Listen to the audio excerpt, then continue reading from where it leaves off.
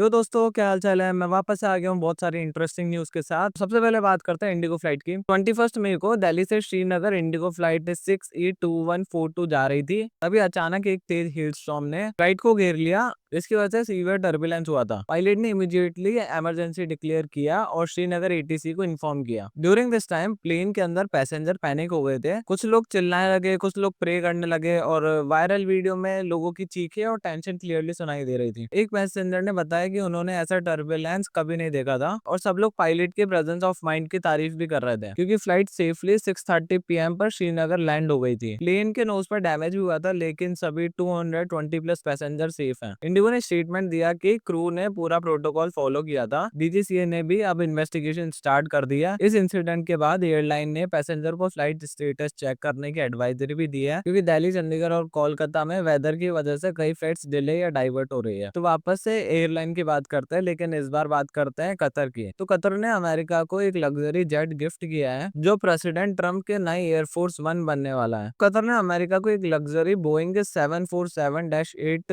Jet gift किया है जिसका प्राइस लगभग $400 मिलियन है। पेंटागन ने ऑफिशियली इस जेट को एक्सेप्ट कर लिया है और अब यूएस एयरफोर्स इसको मॉडिफाई करेगी ताकि प्रेसिडेंट डोनाल्ड ट्रम्प इसमें ट्रैवल कर सके। लेकिन कंट्रोवर्सी ये है कि यूएस लॉ के हिसाब से प्रेसिडेंट किसी भी फॉरेन कंट्री का गिफ्ट बिना कांग्रेस के अप्रूवल के एक्सेप्ट नहीं कर सकता है। डेमोक्रेट्स बोल रहे हैं कि ये अमेरिकन हिस्ट्री की सबसे बड़ी ब्राइब है, जबकि ट्रम्प कह रहे हैं ऐसी महंगी चीज मना करना बेवकूफी होती है। एक्सपर्ट्स कह रहे हैं कि इस जेट को एयरफोर्स 1 बनने के लिए $1 बिलियन से ज्यादा खर्च हो सकते हैं क्योंकि सिक्योरिटी, कम्युनिकेशन और मिसाइल डिफेंस सिस्टम लगाने पड़ेंगे। फिलहाल कतर और यूएस की लीगल टीम डील को रिव्यू कर रही है और वॉशिंगटन में इस पर जबरदस्त पॉलिटिकल डिबेट चालू हो गई है। सोचो एक टेरर अटैक हो और सिर्फ 22 मिनट्स में इंडियन आर्मी पाकिस्तान के 9 बड़े टेरर कैंप्स को मिटा दे। बीकानेर रैली में पीएम मोदी ने कहा, जब सिंदूर बारूद बन जाता है तो दुश्मन की जमीन भी उससे बच नहीं सकती है। अप्रैल 22 के पहलगाम टेरर अटैक के बाद पीएम मोदी ने तीनों आर्म्ड फोर्सेस को फ्री हैंड दिया है और उन्होंने मिलकर ऐसी स्ट्रेटेजिक वेब बनाई है कि पाकिस्तान को घुटने टेकने पड़ गए। पीएम मोदी ने बोला है कि मेरा खून में खून नहीं है, गरम सिंदूर दौड़ता है। उन्होंने ये भी कहा कि अब इंडिया किसी भी एटॉमिक धमकी से नहीं डरता और पाकिस्तान से बात होती है तो सिर्फ पीओके पे होगी। ऑपरेशन सिंदूर के बाद पाकिस्तान का रहीम यार खान एयरबेस आईसीयू में है, मतलब पूरा तबाह हो चुका है और इंडिया ने दिखाया कि टेररिज्म को हम जड़ से उखाड़ सकते हैं। पीएम मोदी ने राजस्थान के लोगों की हिम्मत को सल्यूट किया और कहा कि अब कंट्री की प्रोटेक्शन और डेवलपमेंट दोनों पर फुल फोकस है। सोचो नॉर्थ कोरिया अपनी सबसे बड़ी और एडवांस वॉरशिप लॉन्च करे लेकिन किम जोंग उन के सामने ही पूरा सीन बिगड़ जाए। चोंगजिन एयरपोर्ट पर 5000 टन डिस्ट्रॉयर को लॉन्च किया जा रहा था, तब क्रैडल स्लिप हो गया और स्लिप का बैलेंस बिगड़ गया। इसका रिजल्ट आया कि शिप का बॉटम डैमेज हो गया, वेसल साइड में पानी में अटक गई है, जिसका मतलब है पूरे वर्ल्ड के सामने एम्बेरसमेंट। किम जोंग उन ने इस इंसिडेंट को क्रिमिनल एक्ट और एब्सोल्यूट नेग्लिजेंस बोला है और मिलिट्री ऑफिशियल्स, साइंटिस्ट और शिपयार्ड वर्कर्स को डायरेक्टली ब्लेम भी किया है। किम ने ऑर्डर दिया है कि सब रिस्पॉन्सिबल लोगों पर एक्शन होगा और वॉरशिप को जल्दी रिपेयर करना होगा क्योंकि जून में उनकी पार्टी की बड़ी मीटिंग है। एक्सपर्ट्स कह रहे हैं ऐसी गलती से शिप की बॉडी भी टूट सकती है या क्रैक भी आ सकता है, जो कि नॉर्थ कोरिया के लिए एक बड़ी सेटबैक है। एनालिस्ट भी बोल रहे हैं कि ये वॉरशिप उनकी सबसे बड़ी एडवांस थी और इस फेलियर को एडमिट करना नॉर्थ कोरिया के लिए अनयूजुअल है। सोचो आपका पूरा ट्रिप कैंसिल हो जाए, एयरलाइन और होटल दोनों रिफंड देने से मना कर दें और आपको 2 लाख का लॉस हो रहा हो। लेकिन एक आदमी ने एआई का कमाल दिखा दिया। एक यूएस ट्रैवलर की कोलंबिया की ट्रिप मेडिकल इमरजेंसी की वजह से कैंसिल हो गई थी। एयरलाइन और होटल दोनों ने बोला no refund no cancellation policy apply होती है। बंदा फ्रस्ट्रेट होकर चैट जीपीटी को ही अपना लॉयर बना लिया। पहले चैट जीपीटी ने होटल और एयरलाइन की पॉलिसीज रिसर्च की, फिर एक जबरदस्त लेटर ड्राफ्ट किया, डॉक्टर्स नोट के साथ मेडिकल कंडीशन भी मेंशन की। होटल ने मान लिया और रिफंड भी दे दिया, लेकिन एयरलाइन तब भी नहीं मान रहा था। फिर चैट जीपीटी ने एक पावरफुल लेटर लिखा जिसमें मेंटल हेल्थ और डिस्क्रिमिनेशन को हाईलाइट किया। सिर्फ 1 घंटे बाद एयरलाइन ने फुल रिफंड अप्रूव कर दिया। ये स्टोरी रेडिट पर भी फुल वायरल हो गई थी। कुछ लोग बोल रहे हैं एआई ने तो कमाल कर दिया, दूसरे लोग एथिक्स पे सवाल उठा रहे हैं, लेकिन बंदा खुश है। अगर चैट जीपीटी नहीं होता तो उसे पैरालीगल हायर करना पड़ता और पैसे लगते हैं। क्रिप्टो वर्ल्ड में भी एक बड़ी अपडेट है। माइक्रो स्ट्रेटेजी, जो अपने आप को स्ट्रेटेजी कह रही है, उसने अनाउंस किया है कि वो $2.1 बिलियन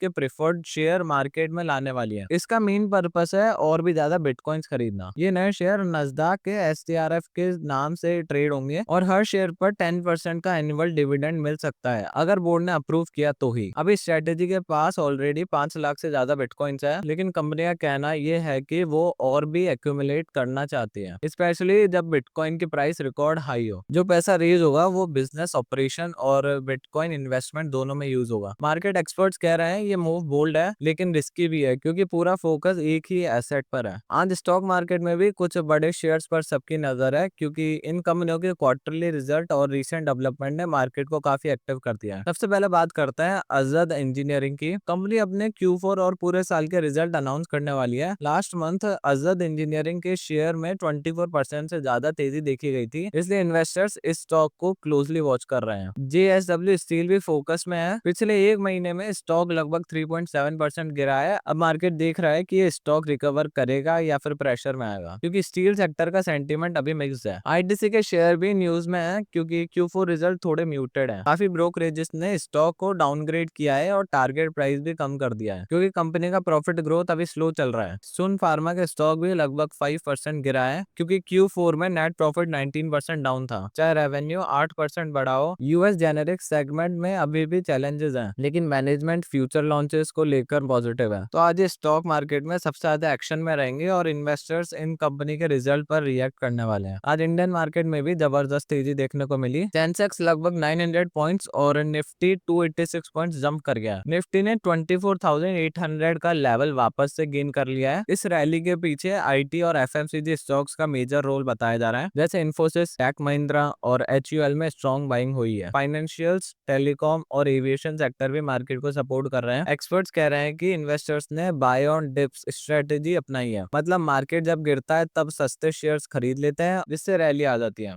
FIIs अभी भी सेलिंग मोड में है, लेकिन डोमेस्टिक इन्वेस्टर्स और इंस्टीट्यूशंस ने मार्केट को मोमेंटम दिया है। इंडिया की स्ट्रॉन्ग इकोनॉमी, अच्छा मॉनसून फोरकास्ट और कॉर्पोरेट अर्निंग्स का सपोर्ट भी रैली को फ्यूल कर रहा है। लेकिन एनालिस्ट बोल रहे हैं कि रैली तभी सस्टेन हो पाएगी जब FII इनफ्लोस पॉजिटिव हो जाए और ग्लोबल मार्केट स्टेबल रहे। अभी भी थोड़े वोलेटिलिटी हो सकती है, तो इन्वेस्टर्स को थोड़ा कॉशियस रहना चाहिए। अमेरिका में एक बड़ी कंट्रोवर्सी चल रही है। ट्रम्प एडमिनिस्ट्रेशन ने हार्वर्ड यूनिवर्सिटी पर बैन लगा दिया है। अब हार्वर्ड किसी भी नए फॉरेन स्टूडेंट को एनरोल नहीं कर सकता है। इस डिसीजन का डायरेक्ट इम्पैक्ट लगभग 6,800 इंटरनेशनल स्टूडेंट पर पड़ेगा, जिसमें 788 इंडियन स्टूडेंट्स भी हैं। Homeland security secretary Kristi Noem ने कहा है कि हार्वर्ड ने फॉरेन स्टूडेंट के रिकॉर्ड प्रोवाइड नहीं किए, इसलिए उनके स्टूडेंट और exchange visitor program SEVP certificate cancel कर दी गई है। अब हार्वर्ड के एग्जिस्टिंग इंटरनेशनल स्टूडेंट्स को या तो दूसरे कॉलेज ट्रांसफर होना पड़ेगा या फिर उनका वीजा स्टेटस खत्म हो जाएगा। ट्रम्प एडमिनिस्ट्रेशन का कहना है कि हार्वर्ड और anti Semitism, pro Hamas sympathy और डिस्क्रिमिनेटरी पॉलिसीज का इल्जाम है। हार्वर्ड ने इस एक्शन को अनलॉफुल और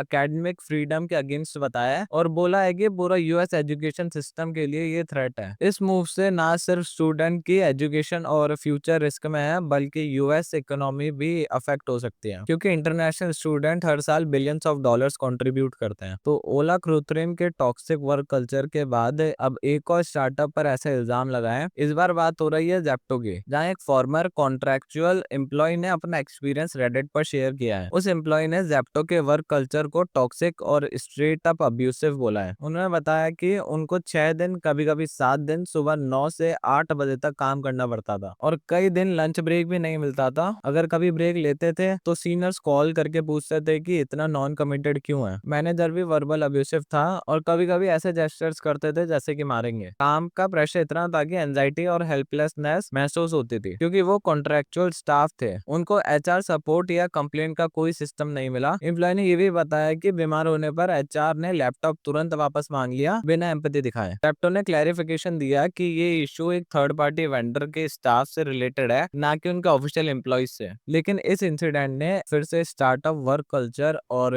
एम्प्लॉय राइट्स पर बड़ी डिबेट छेड़ दी है। तो अब थोड़ा यूट्यूब कम्युनिटी के साइड पर भी आता है। समर रैना ने राज शमानी के पॉडकास्ट पर एडमिट किया कि इंडिया गॉट लेटेंट शो के कंट्रोवर्सी के बाद उन्होंने सीखा कि बोल्डनेस की भी एक लिमिट होती है। समय ने बोला कि कभी कभी अनवांटेड चीजें शो में रह जाती है, जिसका बाद में रिग्रेट होता है। शो पर FIR भी हुई थी और यूट्यूब से हटा दिया गया था, जब एक एपिसोड में रणवीर अलाहाबादिया की स्टेटमेंट स्टेटमेंट वायरल हो गई थी। समय अब अपनी इंटरनेशनल कमबैक टूर की तैयारी कर रहे हैं और उन्होंने कहा गुड थिंग्स टेक टाइम। तो अब बात करते हैं मिस्टर बीस्ट के, यानी जिमी डोनाल्डसन, जो कि अब ऑफिशियली दुनिया के यंगेस्ट सेल्फ मेड बिलियनर बन गए हैं, वो भी 30 साल से पहले। मिस्टर बीस्ट के अभी 397 मिलियन सब्सक्राइबर्स है, जो उन्हें 2025 का सबसे बड़ा यूट्यूबर क्रिएटर बनाता है। आज उनका content crazy challenges, huge giveaways और फिलैंथ्रोपी के लिए फेमस है। बिजनेस वेंचर्स जैसे मिस्टर बीस्ट बर्गर और फीस्टेबल्स ने भी उनके नेटवर्क को बूस्ट दिया है। मिस्टर बीस्ट का कहना है जितना कमाओ उतना डोनेट करो। तो आज के सबसे इंपॉर्टेंट अपडेट्स यही थे। मिलता हूँ आपसे अगली वीडियो में, तब तक के लिए स्टे इन्फॉर्म्ड, स्टे सेफ।